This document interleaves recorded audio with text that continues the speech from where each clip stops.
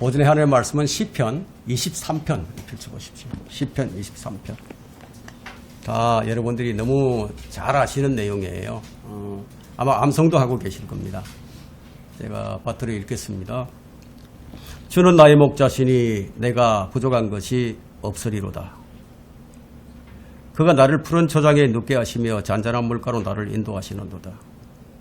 그가 내 혼을 소생시키시고 그의 이름을 위하여 의의 길들로 나를 인도하시는도다.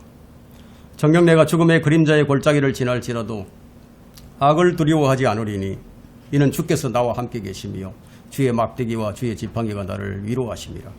주께서 내 원수들의 면전에서 내 앞에 식탁을 마련하시나이다. 주께서 내 머리에 기름으로 부으시니 내 잔이 넘치나이다.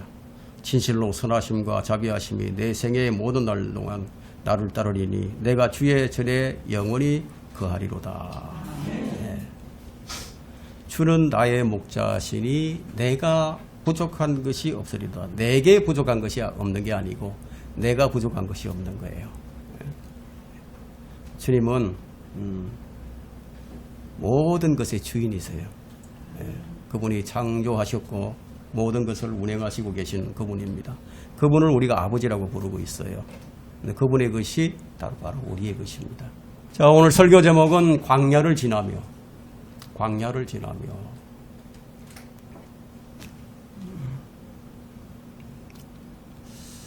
여러분은 인생을 살아가면서 내 삶이 참으로 광야구나, 이런 생각을 하시는 분들이 많이 있으실 겁니다. 그만큼 우리 삶이 참 힘들다는 거죠. 넉넉하지 않아요. 그래서 우리는 인생을 광야를 지내며 이런 표현을 하게 됩니다. 여러분 가운데 광야가 어떤 곳인지 실제로 가보신 분들도 계시겠지만 끝없이 황무지, 끝없이 광야가 펼쳐져 있어요. 간간히 가시떨기 나무 하나가 우뚝우뚝 서 있을 뿐이에요.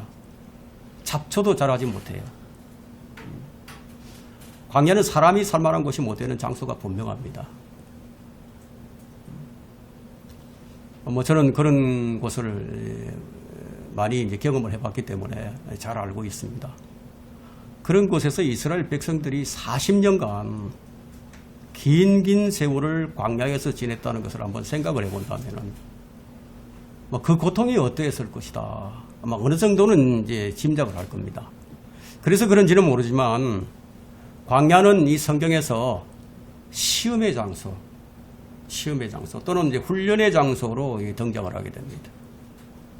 하나님께서 이곳을 시험의 장소로 사용하시는데, 그런데 어떤 원칙이 있는 것을 우리가 발견합니다. 어떤 원칙이 있을까요? 너는 이 광야에서 나만 의지하고 살아갈 수가 있겠느냐? 하나님만을 의지하고 살아갈 수 있겠느냐? 여기서 여러분이 발견해야 할 진리는 이 믿음의 실현이라는 것이 바로 이 광야에서의 시험이라는 겁니다. 실제 경험하는 것과 말로만 듣는 것은 같지 않아요. 정말 하나님께서 한순간도 우리를 돌보지 않으신다면 삶 자체가 불가능해요. 아예 불가능하단 말이에요.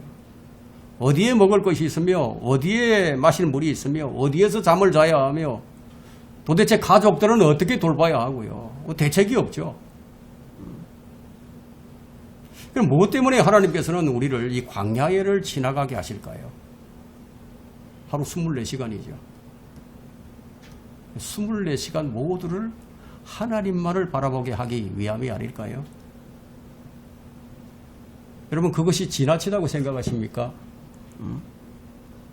광야를 경험하게 되면요, 그건 정말 주님만을 바라볼 수밖에 없어요.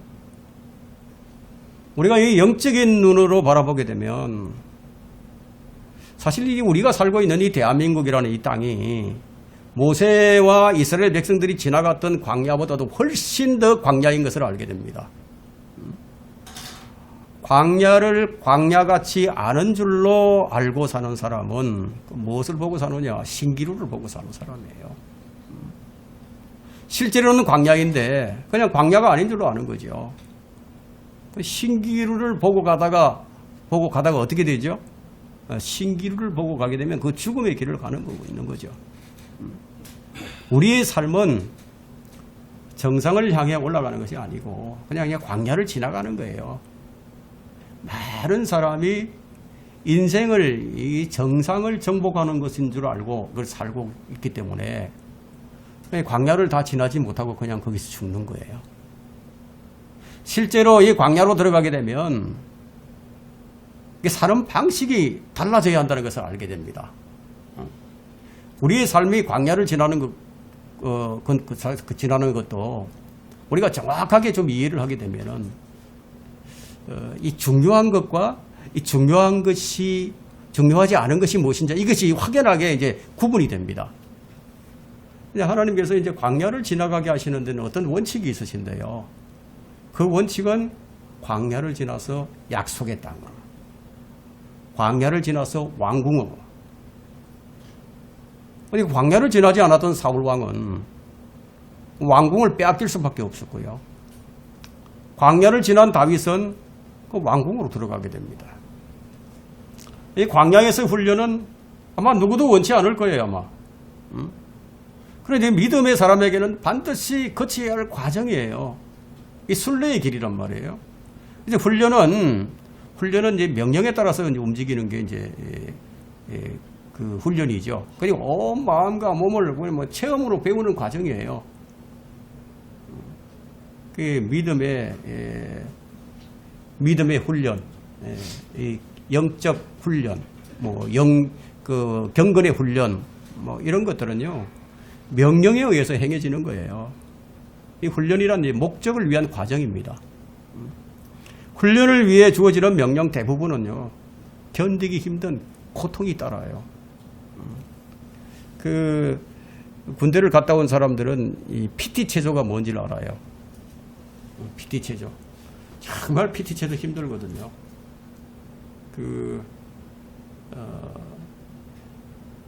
이제 유교 훈련을 이제 받기 전에 이 PT 체조를 이제 아주 PT 체조를 돌리기 시작하는데 정말 힘들어요. 제일 힘든 게 훈련이 힘든 게 아니라 이게 그 PT 체조가 더 힘들어요. 그래서 저는 도망도 치고 그랬었는데 그만큼 이제 어려워요 이게. 근데 반드시 거쳐야만 하는 과정이란 말이에요. 이 과정을 거쳐야만이 싸울 수 있는 이 전투력을 이제 갖추게 되는데 하나님께서는 구원받은 우리 그리스도인들이 반드시 이 과정을 거치게 하시는 거예요. 예. 이 과정을 거치지 않는 사람은 없어요. 직행 코스 이런 거 없어요. 예. 자, 이런 과정을 지나는 동안에 우리가 고백해야 할 노래가 뭐냐? 바로 오늘 이게 시편 23편이에요.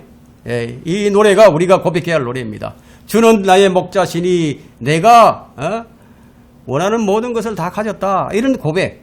성도들이 거친 광야를 지나가고 있는 것은 주님께서 성도들을 인도해 나가는 그런 과정 중에 하나라고 생각하고 머지않아서 주님께서 준비해 놓으신 그 처소로 우리는 가게 된다는 거예요. 우리의 본향 시온성. 우리 아까 찬송 불렀죠. 시온성을 향해서 우리는 한 걸음 한 걸음 나가고 있는 중입니다. 먼저 그런데 우리는 이 죽음의 그림자의 골짜기인 이 세상을 지나서 소망과 약속이 있는 시온성, 천년왕국 여기에 이르게 된다는 겁니다. 그런 후에 주님은 교회를 거룩한 도성으로 이제 우리를 인도하실 것인데 그곳에서 우리는 더 아름다운 경배를 드리고요. 최상으로 그야말로 최상으로 우리가 하나님을 섬기게 될 겁니다. 또 그래야만 하는 게 우리의 믿음의 여정이고요. 이 순례의 기착지가 되는 겁니다. 그곳에 이르기 전에 반드시 통과해야만 하는 곳이 바로 이 광야인데 이 악한 세상이에요. 이 광야가. 이 악한 세상. 시험의 장소예요.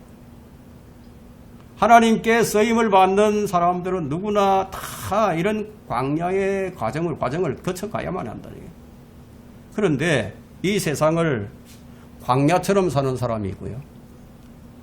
또 왕궁처럼 사는 사람이 있어요.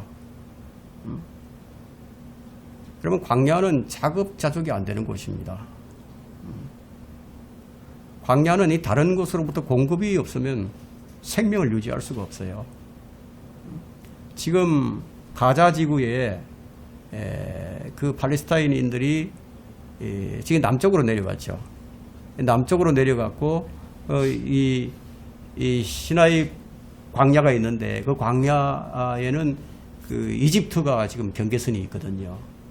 그런데 거기서 이 식량을 제공해주지 않는다면 그들은 살 수가 없단 말이에요. 거기 생산이 안 되니까.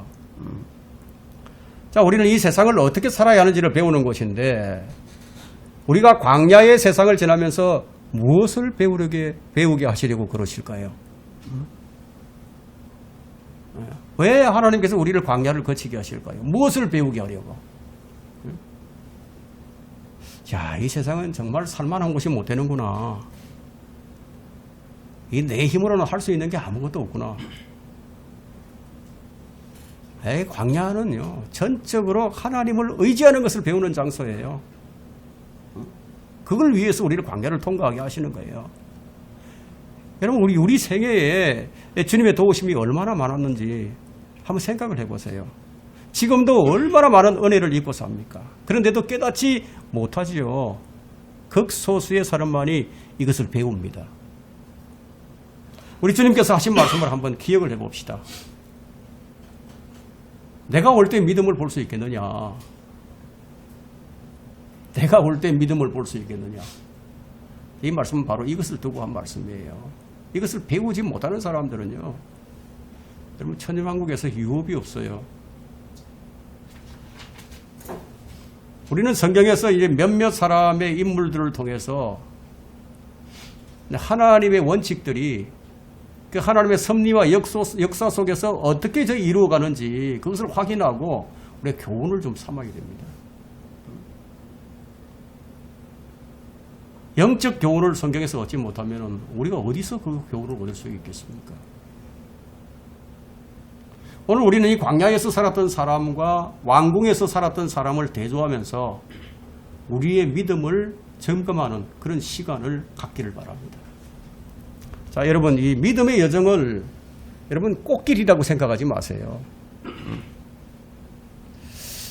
새해 설교에서 좀 위로의 말씀을 해주시면 참 좋겠는데 왜 광야를 지나며 이런 설교를 한 해를 시작하게 할까? 왜 인생을 좀 부정적으로 살라고 할까? 뭐 그런 생각을 할 수도 있겠지만 우리 믿음의 여정은요, 꽃길이 아니에요. 역경의 길입니다. 고난의 길이에요. 고난의 길. 십자가의 길. 자아를 부인하는 길. 주님 가신 길을 따르는 길이에요. 주님께서 하신 말씀이, 주님께서 우리를 뭐 잘 살게 하려고 그렇게 믿으라고 하셨겠습니까? 뭐라고 얘기하실까요? 네가 잘 살려고 믿었느냐? 행복해지려고 믿었느냐? 그러면 왕궁으로 갈 일이지 왜 광야로 나왔느냐? 그런 말씀을 하셨잖아요. 그렇게 생각했다면 잘못 믿은 것이라고 그렇게 말씀하신단 말이에요. 마태복음 11장 7절로부터 이 8절에 보면은 너희가 무엇을 보려고 광야로 나갔느냐? 바람에 흔들리는 갈대더냐? 아니면 너희가 무엇을 보려고 나갔더냐? 부드러운 옷을 입은 사람이더냐? 보라, 부드러운 옷을 입은 사람들은 왕궁에 있느니라. 우리 신앙생활 한번 여러 번 신앙생활 하면서 한번 보세요. 뭐 부드러운 옷을 입고 왕궁에서 사는 사람처럼 뭐 편안한 것이 아니잖아요. 남들은 그저 좀 쉽게 지나갈 일들도 정말 온전한 방식으로 살기 위해서 애쓰고 힘써야 하는 것이 신앙생활이에요. 뭐 편하게 믿는 게 아니라고요. 광야로 믿음의 순례길을 떠나면서 우리는 이 한마디의 질문을 우리 가슴에 내내 품고 있어야 할 것입니다. 나는 무엇을 보려고 광야로 나가는가? 오늘 이 말씀이 새해를 시작하는 여러분에게 큰 위로와 도전이 되어서 한 해를 더욱더 하나님을 기쁘시게 하는 그런 한 해가 되기를 간절히 기원합니다. 첫 번째, 광야를 지나는 모세. 이 파라오의 왕국에서 자라난 이 모세는 그 미디안 광야로 이제 나가서 40년 동안이나 이제 양을 치는 이제 목자로서의 훈련을 받게 됩니다. 그러나 이 광야의 시험을 통과하지 못하고 하나님의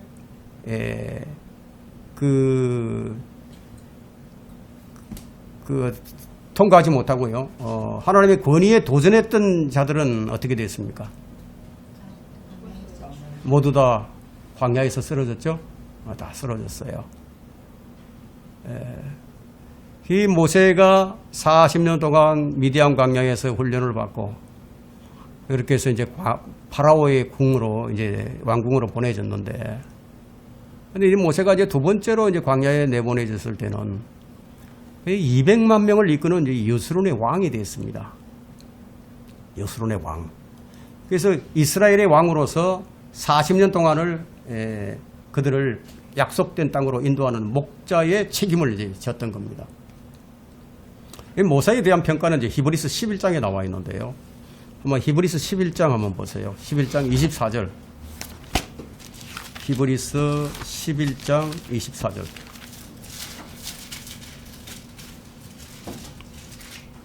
(24절부터) 27절까지 볼까요? 자, 전부 믿음으로 하는 걸 볼 수 있습니다.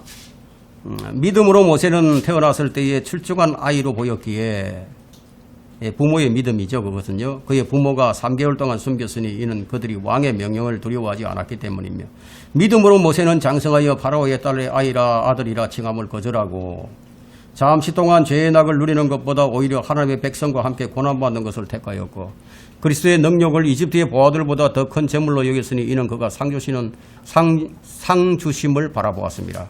믿음으로 그는 왕의 노여움을 두려워하지 않고 이집트를 떠났으니 이는 그가 보이지 않는 분을 보는 것처럼 견디었기 때문이라. 믿음으로, 다 믿음으로 했죠. 믿음은 무엇이라고 하죠? 11장 1절에 보니까 믿음은 바라는 것들에 대한 실상이요 보이지 않는 것들에 대한 증거라고 말하고 있죠.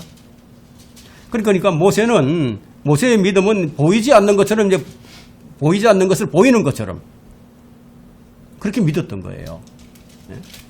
그분 앞에서 광야의 연단 과정을 거쳐야만 했습니다. 그럼 40년, 여러분 이 40년이 얼마나 긴 세월인지 아십니까?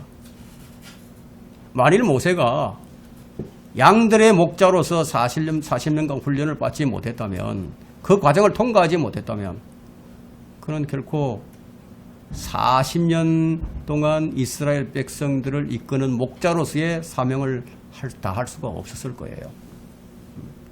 우리는 우리 삶에서 어느 정도 인격이라든지 뭐 정신적인 그런 연단을 받는다고 말을 하지만 우리 인생에는 완성이 없어요. 완성이 없습니다. 우리 한번 보세요. 기준도 없어요. 사람들이 살아가는 걸 보면은. 옳고 그름도 정확하지 않아요. 상황에 따라서 아주 변화무쌍합니다. 내 생각이 옳은지 저 사람의 생각이 옳은지 누가 알겠습니까? 저희 예전에 예전에 다니던 교회 그 권사 한 분과 대화를 나눈 적이 있는데요. 한 2시간을 이제 얘기를 하는데, 제가 이제 그 교회에서 나오고 난 다음이에요.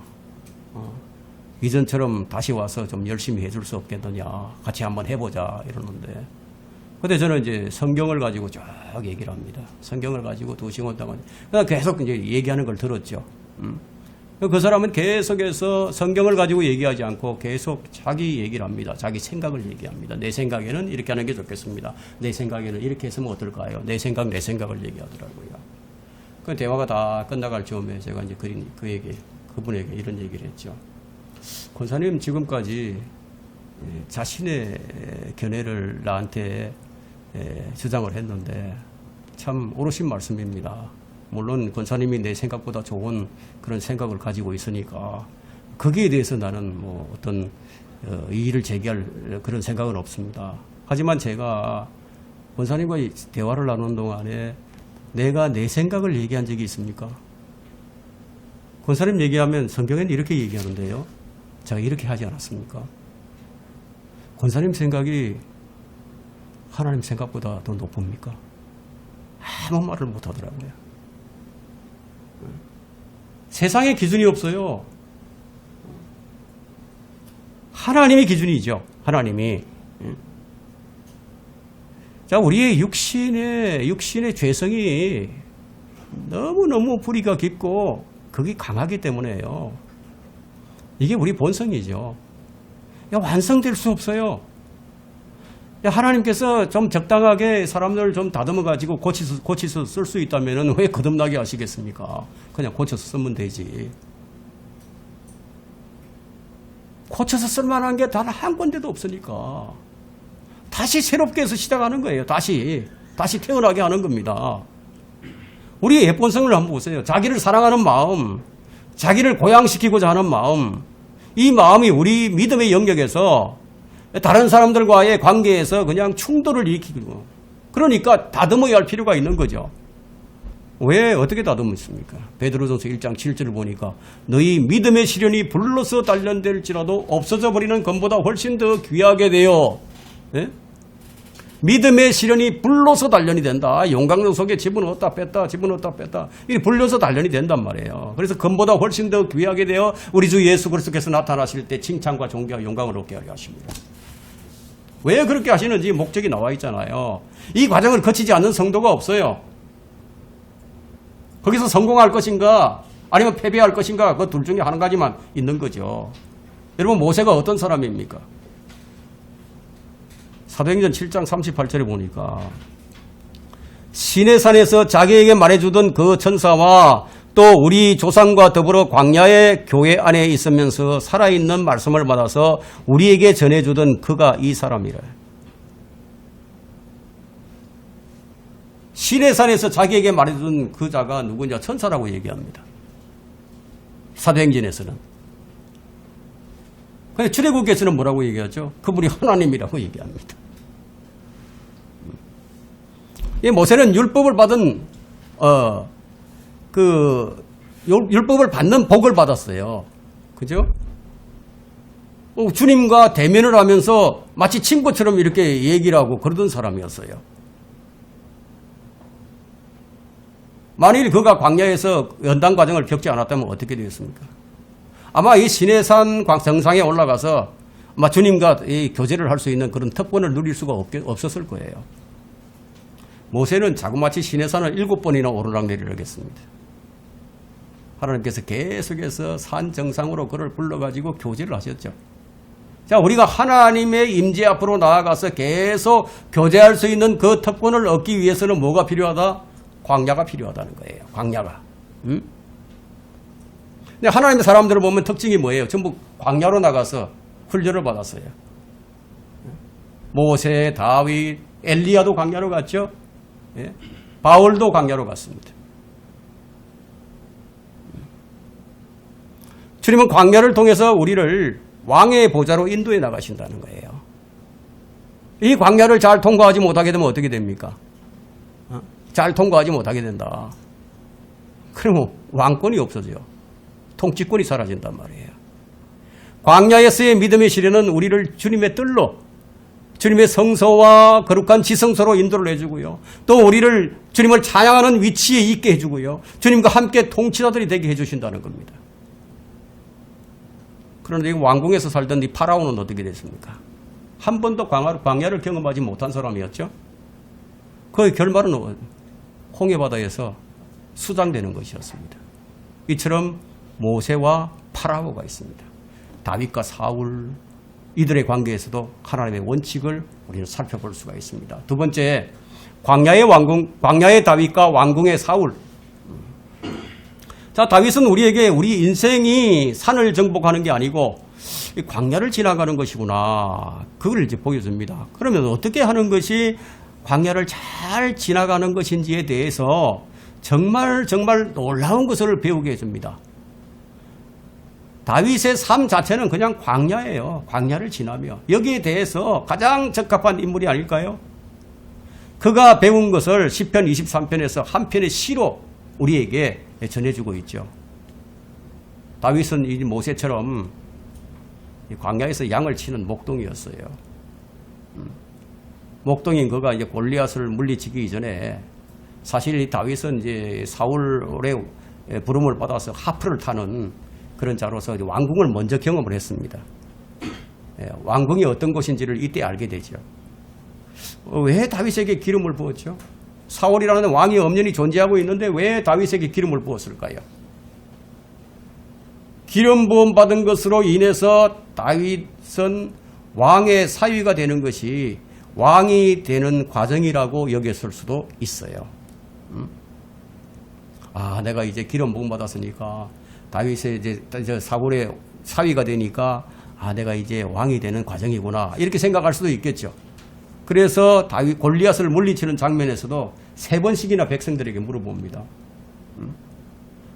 골리앗을 물리치게 되면 어떤 상을 받게 되는지 재차 확인을 하는 거예요. 하나님께서 쉬운 방법으로 다윗을 인도하지 않았습니다. 우리의 인생의 여정도 이와 같습니다. 다윗이 왕궁에 있을 때 왕의 총애를 입고 왕의 특수대를 이끄는 장수로서 영예를 얻었음에도 주님은 그를 다시 광야로 이끌어내십니다.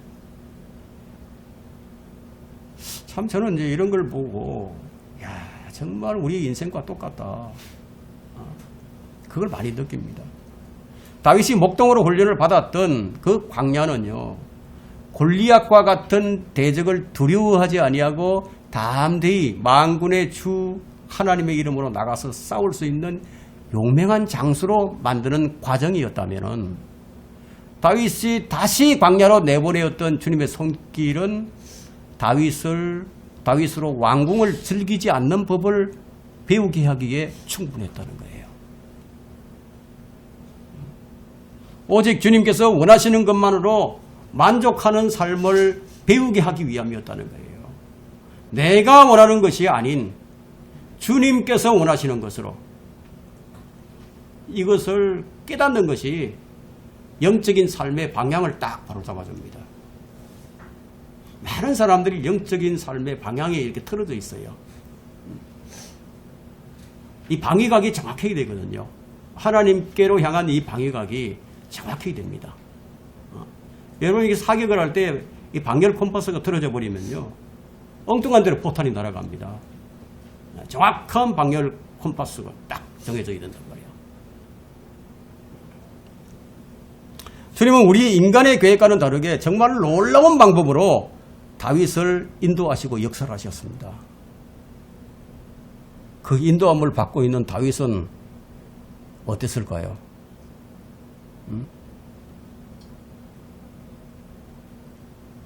다윗의 삶 자체가 어떻게 광야를 지나가야 하는지를 아주 놀라운 통찰력을 우리에게 보여줍니다. 삶 자체가 인생의 정상을 정복하는 것이 아니고요. 광야를 지나는 인생임을 우리에게 보여주고 있는 거예요. 주님께서 너희는 무엇을 보려고 광야에 나갔더냐 이렇게 묻죠.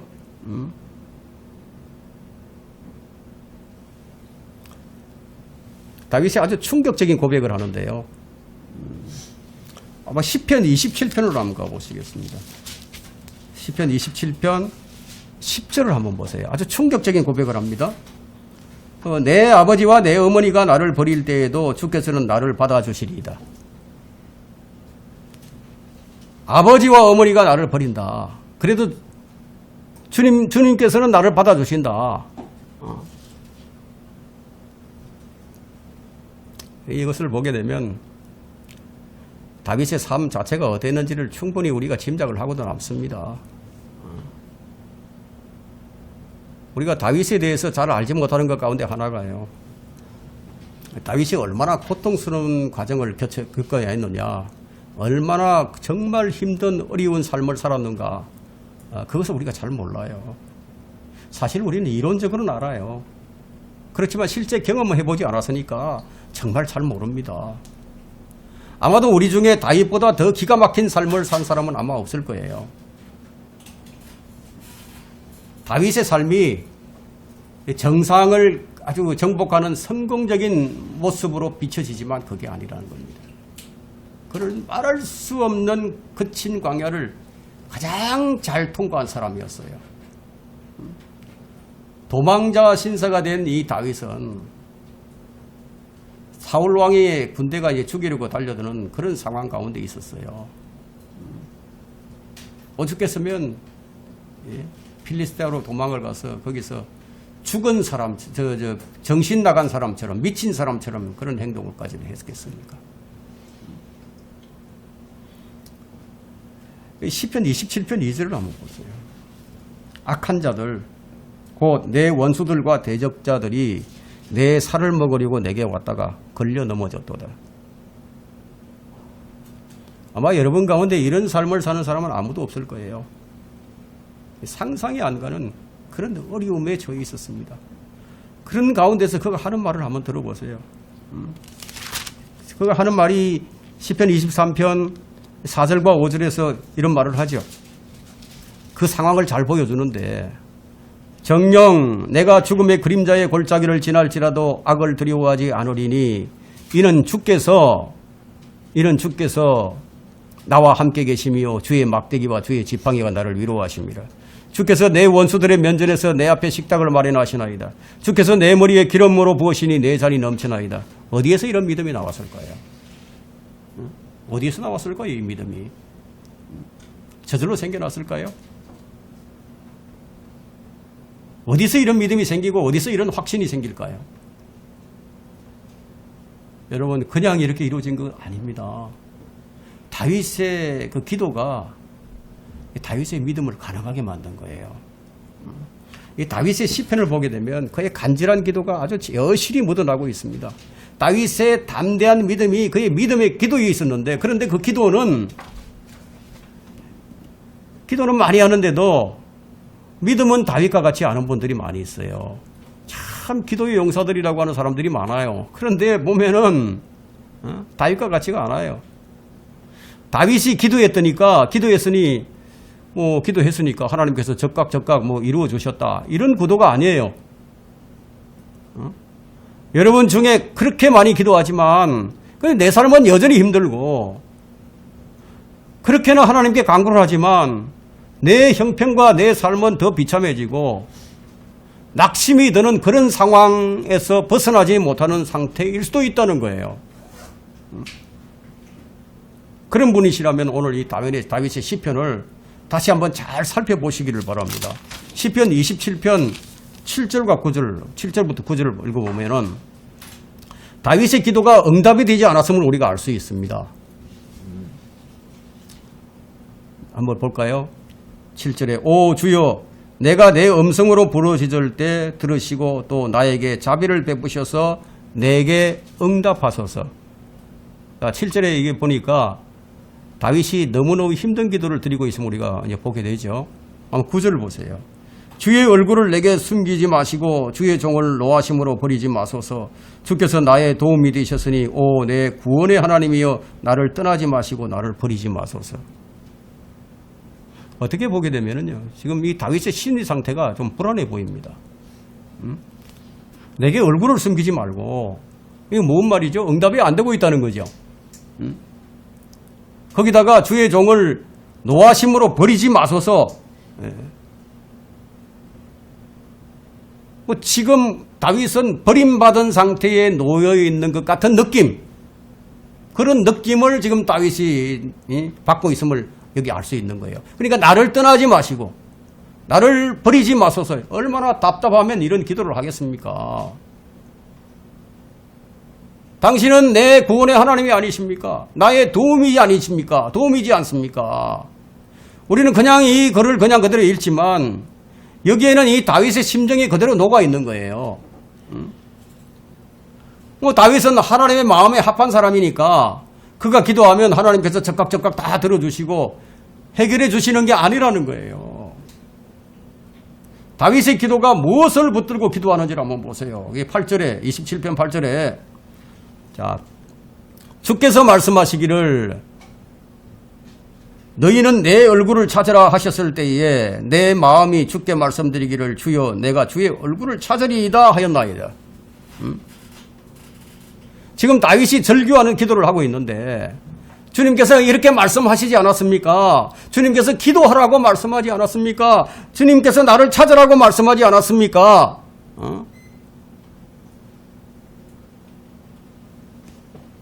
그래서 내가 지금 주님의 얼굴을 찾고 있습니다. 이런 얘기를 하고 있는 거죠, 지금.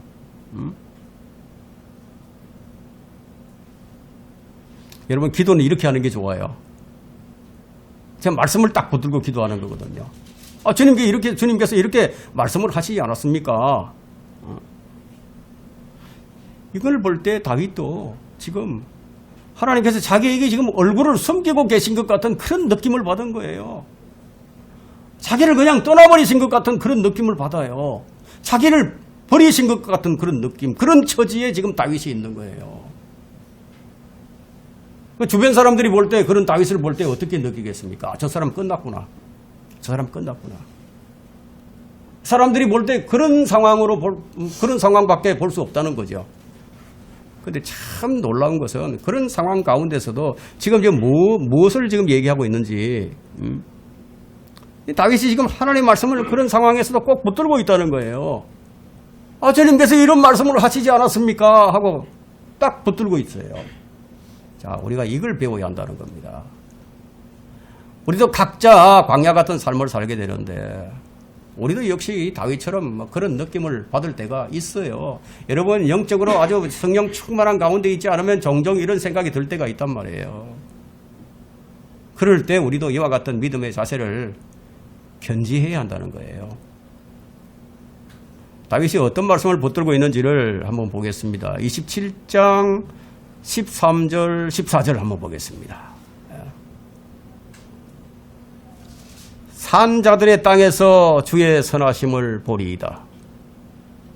산자들의 땅에서 주의 선하심을 보리라고 믿지 아니하였더라면 내가 쇠잔해졌으리이다.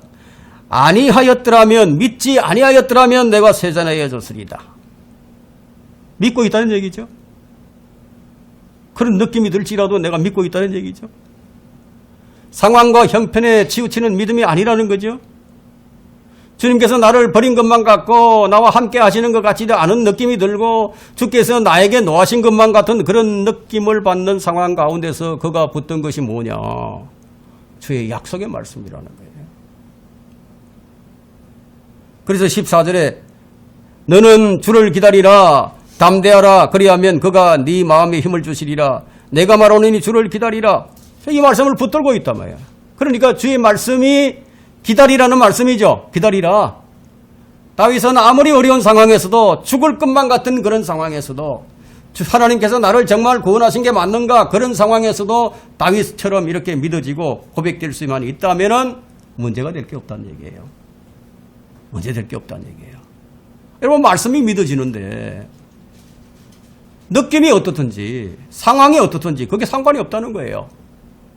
말씀이 믿어진다면 조금만 기다리면 약속하신 주님께서 놀라운 일들을 행하실 것이다. 이게. 여러분 믿어지면 그게 다예요. 예? 믿음은 여러분 믿어져야 믿음이죠. 여러분 안 믿어지는 걸 아무리 억지로 믿으려고 해보세요. 그게 믿어지나. 어떤 사람은 왜 못 믿냐고 왜 안 믿어지냐고 그러지만 안 믿어지는 걸 어떡하겠어요. 믿음은 믿어져야 믿음이에요. 사람들은 다 끝났다고 얘기하는데 근데 나는 믿어진다 이거예요. 근데 믿고 싶은데 믿어지지 않을 때는 정말 이게 괴로운 거죠. 믿고 싶은데 안 믿어져.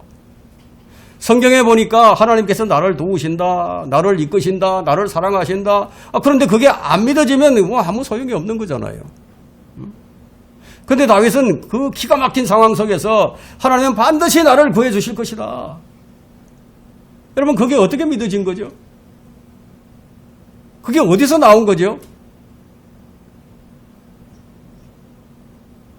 갑자기 그냥 믿어진 건가요?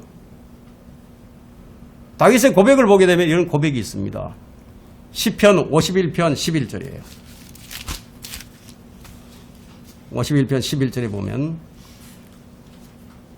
주의 면전에서 나를 내어 쫓지 마시고 주의 거룩한 영을 내게서 거두어 가지 마소서. 다윗이 이걸 안 거예요. 여러분 다윗이 이걸 알았어요. 내 안에 하나님의 거룩한 영이 거하고 계신다는 거 그걸 알았어요. 하나님의 거룩한 성령의 역사하심이 그에게 있었다는 것을 지금 알게 해주죠. 이 구절이. 그러니까 다윗은 지금 차원이 다른 기도를 한 사람이에요. 야, 우리가 뭘 배워야 합니까? 우리는 어떤 기도를 합니까? 이걸 비교를 하면서 우리 기도를 좀 배워야 된다 이거예요. 우리가 정말 다윗에게서 배워야 할 것들이 많이 있지만 특별히 그 가운데서도 우리는 그의 기도를 배워야 됩니다. 그럼 여러분이 다윗과 같은 처지에 놓여 있다면은 그러면 어떤 기도가 나올까요? 여러분 정말 급한 상황이 되면요 어떤 기도가 나오는지 아세요? 하나님 나 좀 살려주세요. 이런 기도가 나와요. 나 좀 살려주세요. 죽을 것만 같아요. 뭐 그런 기도가 나오겠죠. 근데 이게 다윗이 지금 기도가 특별한 것은요. 최악의 상황 가운데서 한 가지 소원만 있다는 거예요. 한 가지 소원. 그 한 가지 소원이 무엇입니까? 그것이 27장 4절에 있는 말씀이에요. 내가 주께 바라던 한 가지 일. 주님께 바라는 게 있는데 딱 한 가지 일이 있다는 거예요. 그것을 내가 구하리니 곧 내 생애의 모든 날 동안 주의 집에 가며 주의 아름다움을 보는 것과 그의 성전에서 아뢰는 것이라.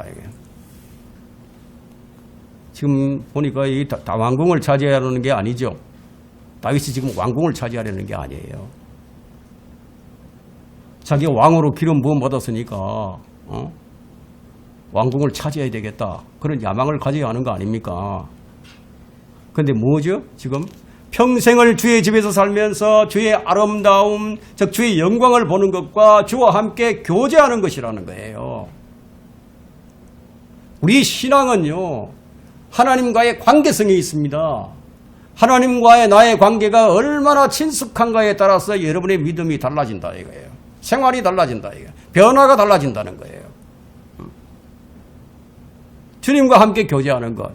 이 고백은 우리에게 생각나게 하는 게 한 가지가 있는데 고린도전서 10장 31절이 딱 떠올라야 돼요. 이 구절을 딱 보면은 너희는 먹든지 마시든지 무엇을 하든지 다 하나님의 영광을 위해서 하라. 딱 이렇게 떠올라야 된다. 이게. 바라는 것이 그것이었어요. 다윗의 소망은 하나밖에 없어요. 지금 현실은 죽을 지경입니다. 그런데 다윗이 원하는 것은 주님과 함께 주님의 집에서 함께 사는 것입니다. 이거였어요. 참으로 많은 것을 생각하게 만들죠. 주님과 함께 살면서 주님과 함께 대화하면서 평생 그렇게 사는 것이 유일한 소원입니다. 모든 게 다 좋고 평안할 때는 뭐 이런 기도가 뭐 가능하겠죠. 예? 모든 게 다 잘 되는데 뭐 그런 기도할 수 있겠죠. 근데 지금 상황이 그런 상황이 아니지 않습니까? 지금 당장 죽느냐 사느냐 막 일촉즉발의 상황인데 하나님과 영원히 함께 사는 게 소원입니다. 어떻게 이런 기도가 나오느냐. 나 좀 살려주세요. 이것이 나와야 되는데 지금 이렇게 기도한다 이게. 이건 무엇을 의미하느냐면 다윗이 평소에 어떤 기도를 하고 살았는지 그것이 나오는 거예요. 평소에 그거 하는 기도가 나오는 거예요. 내가 이렇게 기도해야지 생각을 하고 그냥 기도한 게 아니고 평소에 늘 품고 있던 그런 마음이에요. 평소에 늘 품고 있던 소원이 뭐냐. 그 소원이 그냥 그대로 나오는 거단 말이에요. 다윗은 평생을 그렇게 살았습니다. 하나님이 자기 안에 계신 것을 믿고 살았어요. 그래서 다윗의 마음속에는 항상 하나님만 바라라. 제가 원하는 것은 하나님밖에 없습니다. 제게는 하나님이 전부예요. 다윗은 그렇게 살았어요. 우리는 광야에서 배워야 할 교훈이 무엇입니까? 바로 이거예요. 제가 원하는 것은 하나님 한 분뿐이에요. 하나님이 제 전부예요. 이것이 우리가 광야를 지나는 여정 동안에 우리가 배워야 할 교훈이 아닌가요? 여러분이 평소에 늘 소원하는 게 무엇입니까? 그걸 지금 하나님께서 묻고 계세요. 평소에 늘 소원하는 게 뭐냐? 그거 예수님일까요? 그걸 지금 하나님께서 물으시는 거예요. 여러분의 형편과 처지가 어떠하든지 간에 여러분이 정말 원하는 게 있다면은 그것이 무엇일까 하는 거예요. 그 주님과의 교제일까요? 아니면 지금 당면에 있는 그런 어려운 문제일까요? 그 문제 해결일까요? 여러분이 소원하는 게 늘 주님과 함께 하는 것일까요? 우리의 모든 기도의 응답이 무엇일까요? 여러분, 예수 그리스도 아닐까요? 그럼 예수 그리스도가 늘 함께하고 계시면요, 광야가 두렵지 않습니다. 그분은 지금 영으로 우리 안에 들어와 계세요. 그런데 사람들이 내 안에 들어와 있는, 영으로 들어와 있는 그리스도와 교제를 안 하고 살아요. 별로 가깝지가 못해요.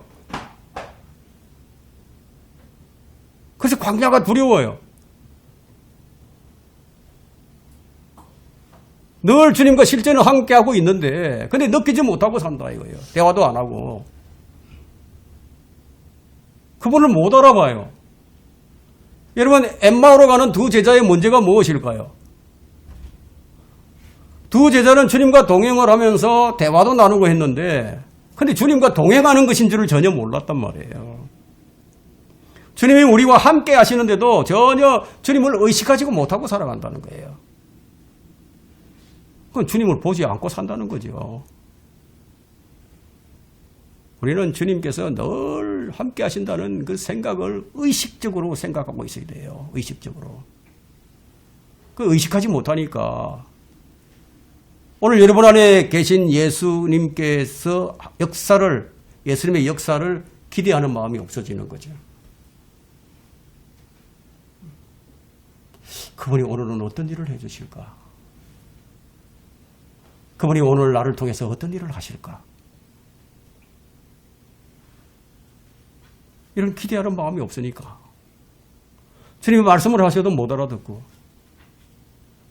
주님이 역사를 하시는데도 깨닫지도 못하고 주님이 내 안에 계신다고 생각을 하면서도 왜 그렇게 어렵고 힘들고 염려만 하고 사는지, 왜 그렇게 상황과 형편에 휘둘려 살아가는지, 광야를 지나면서 이스라엘 백성처럼 깨닫지 못하기 때문이라는 거예요. 언제나 늘 주님만을 생각하는 다윗을 하나님께서 어떻게 생각하셨을까요? 우리가 어떤 좋은 일들을 많이 해가지고 하나님을 기쁘시게 하는 것도 좋지만요, 가장 우선적으로 해야 하는 것은 주님을 우리가 정말 주님이 어떤 분인지 알고 주님과 교제하는 게 우선이에요. 주님께서 다윗을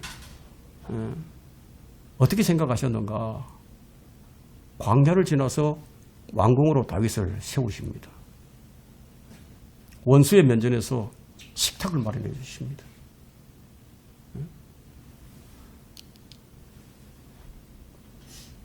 그리고 잔이 넘치게 해주십니다.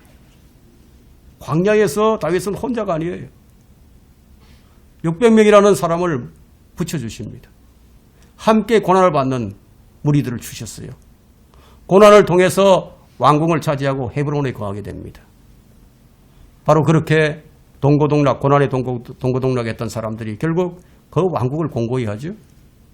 확고히 하는 신하들이 되었고 동지들이 되었어요.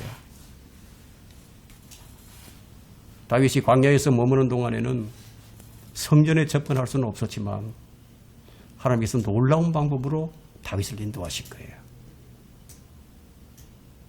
여러분 한번 보세요. 이제 북한에도요, 기독교가 교회를 할 수 없잖아요. 북한에는. 그러면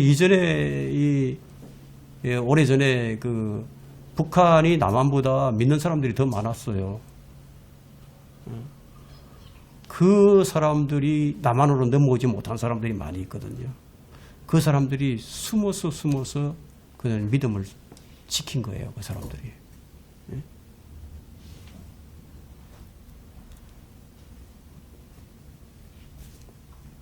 어떻게 인도를 하시느냐.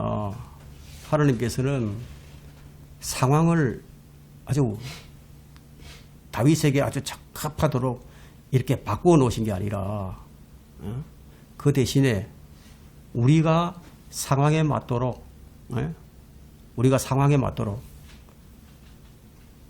우리 자신을 변화시키기를 원하신다는 거예요. 다시 말해서 우리가 처한 그 상황에 아무런 영향도 받지 않게 되기를 원하신다는 거예요. 그것을 위해서 다윗에게 주님과 교제할 수 있는 에봇이라고 하는 영적 도구를 허락해 주셨습니다.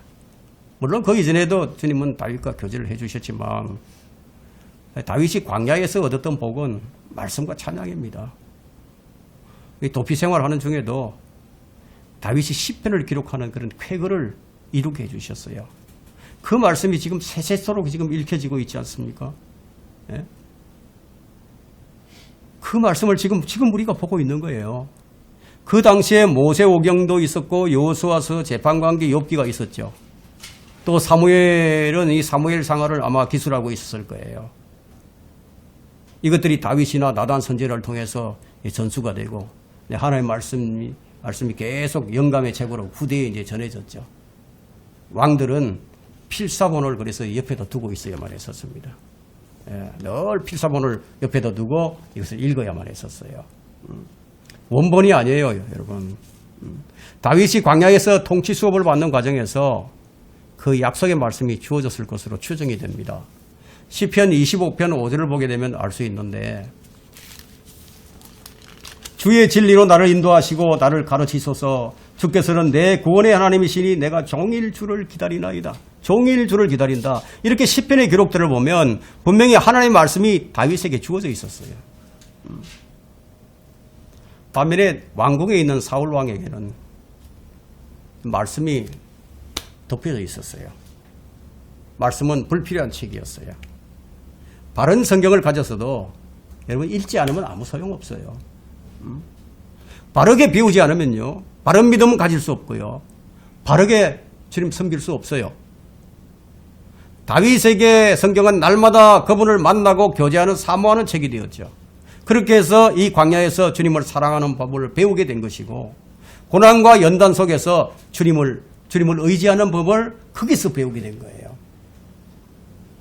여러분, 참 우리가 이제 편안하면요, 우리가 하나님 섬기는 것도 좀 느슨해집니다. 점점 믿음이 성장할 것 같지만 식어져요. 필라델피아 교회 시대 종교개혁 1500년부터 1900년 사이에 참 그리스도인들이 가장 많았던 그런 시기죠.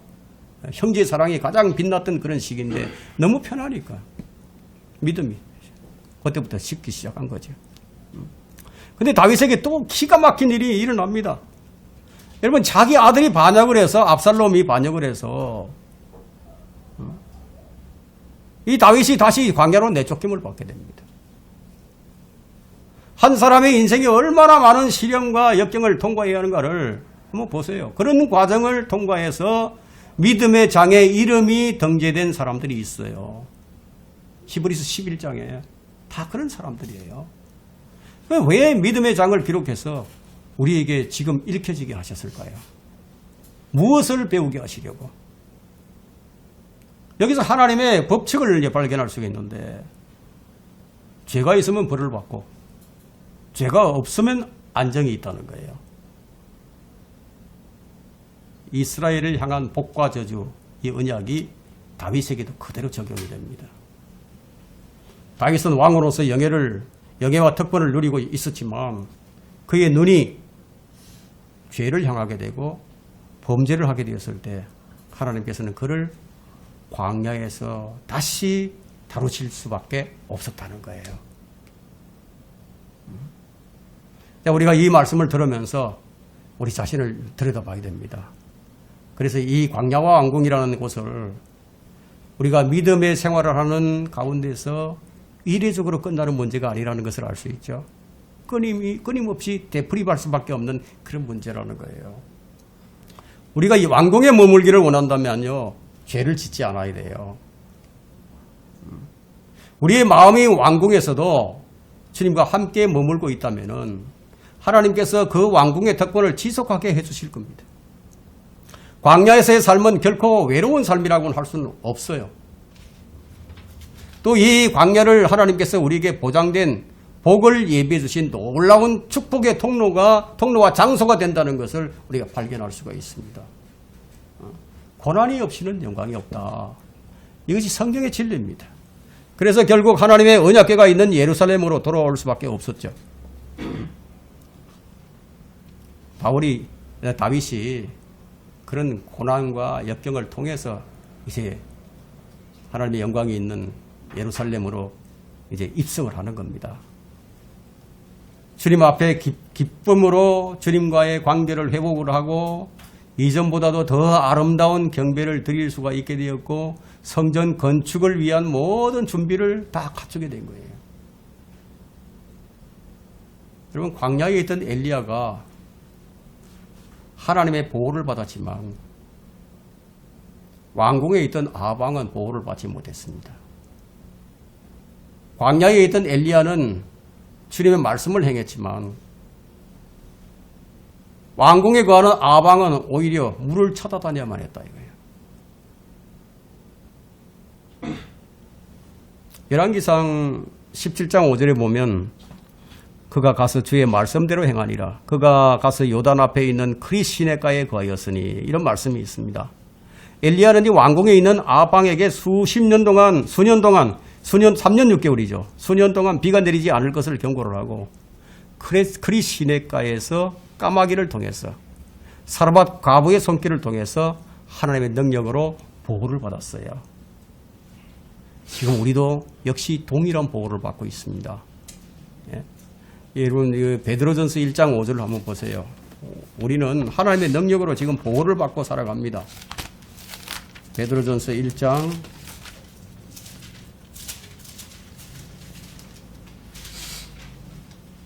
5절을 보면요.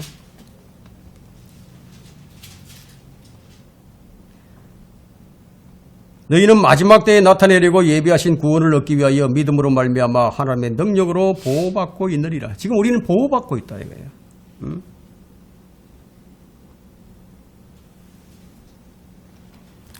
우리는 왕이 아니에요. 왕은 물을 찾아서 메마른 땅을 막 두루다니고 찾아다녀야만 했지만 엘리야는 이세벨을 피해 광야로 가서 하룻길을 가서 죽기를 강구를 합니다.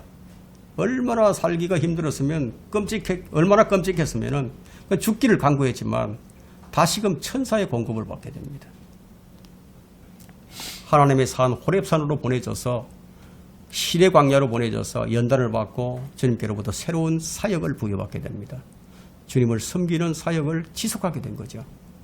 그래서 엘리사에게 이제 기름을 붓고 예후에게 기름을 붓고 하사엘에게 기름을 부으라는 그런 사명이 이제 주어지게 됩니다. 자, 엘리야는 이처럼 질고에 익숙한 사람이었어요. 아무것도 보장된 것이 없는 광야였지만 그럼에도 주님께서 모든 필요들을 다 채워주신 거예요. 반면에 아방은 모든 것이 채워져 있는 왕궁에서 살고 있었지만 만족하지 못하고 헛된 우상을 숭배하면서 저주받는 삶을 살 수밖에 없었고요. 마지막에는 마지막 최후를 아주 비참하게 전쟁터에서 병거 위에서 고통 가운데서 마무리를 해야만 했었습니다. 우리는 어떻습니까? 우리는 엘리야 길을 걷고 있습니까? 아니면 아방처럼 왕궁의 삶을 추구하고 있습니까? 우리는 광야와 왕궁의 법칙 가운데서 이 두드러진 두 명의 인물을 우리는 또 봅니다. 자, 결론적으로 하나님께서는 우리를 왕궁으로 인도하시기 전에 반드시 광야를 거치기를 원하시는데 우리가 높임을 받기 전에 먼저 주님의 능하신 손 아래서 무엇을 배우게 하느냐? 겸손을 배우게 하신다. 겸손과 순종을 배우지 못한 자가 통치자가 되는 일이 있어서는 안 되기 때문이에요. 예? 겸손하지 못하고 교만한 자가 통치자가 될 수 없어요. 순종을 배우지 못한 자가 통치자가 될 수 없어요. 그런 일이 있어서는 안 돼요. 그래서 주님은 광야를 지나게 하시면서 우리가 이것을 배우기를 원하신다는 게 천년왕국의 통치는요 그냥 주어지는 게 아닙니다. 광야와 같은 믿음의 시련을 통해서만 주어지는 것이 천년왕국의 통치권이에요. 이런 말씀이 성경에 기록되어 있지 않습니까? 우리를 겹겹이 둘러 감싸고 있는 이 세상의 온갖 더러운 것들을 다 벗겨내서 거룩하게 하시고 의롭게 하셔서 천연왕국에서의 왕자에 앉게 하신다는 거예요. 성경에는요 3번씩이나 이 부분에 대해서 기록을 하고 있습니다. 고린도전서 6장 9절에, 갈라디아서 5장 19절부터 21절에, 그리고 에베소서 5장 5절에 기록이 되어 있습니다. 여러분, 고난이 없는 영광은 없습니다. 지금은 당장 어렵고 힘이 듭니다. 정말 어렵고 힘이 듭니다. 이 세상 살아가는 게 얼마나 힘이 듭니까? 올 한 해는 또 얼마나 불투명합니까? 어떤 일이 일어날지 모르죠. 네? 세계 정세가 이처럼 참 위기 상황 속으로 치닫던 적이 없었던 것 같습니다. 중국과 대만, 북한과 한국. 지금 예멘이 이제 13개 연합국이 연합을 해서 예멘을 치려고 그런 계획도 세우고 있고요.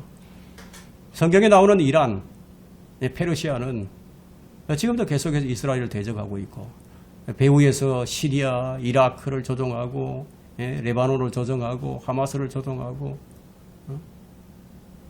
이런 상황이에요. 올 한 해가 어떻게 될지 어떻게 합니까? 지금 우리 국내 정세는 또 얼마나 어렵습니까? 우리는 결코 꽃길을 걸어가는 사람들이 아닙니다. 고난이 없으면 영광도 없고요. 지금 당장 어렵고 힘이 듭니다. 그렇지만 바울은 지금 뭐라고 얘기하죠? 로마서 8장 18절을 보면 이는 현재의 고난들이 우리에게 나타나게 될 영광에 감히 비교되지 못한다고 내가 여기기 때문이라. 그렇습니다. 광야에서 고통이 얼마나 힘이 됐습니까? 우리의 믿음의 여정이 얼마나 고통스럽습니까? 그러나 우리에게 정해진 날이 있습니다. 주님이 오시는 그날에 내가 수치를 당할 것인가? 아니면 칭찬과 영광을 얻게 될 것인가? 그것은 여러분이 어떻게 하느냐에 달려 있습니다. 상황과 형편에 따라서 변하지 않는 믿음. 다시 말해서 우리가 처한 상황에서 아무런 영향도 받지 않게 되기를 하나님께서 원하시고 계신다는 거예요. 우리가 다윗처럼 비록 환경이 광야이지만 주님과 함께 다른 사람들이 누릴 수 없는 오직 주님과 나만이 알 수 있는 복된 교제, 깊은 사랑을 하고 또 희열, 그리고 기쁨, 그런 가운데서 동행하는 삶, 그런 성도들이 여러분에게 되셔야 됩니다. 올 한 해가 그런 한 해가 되기를 간절히 주의 이름으로 기원합니다.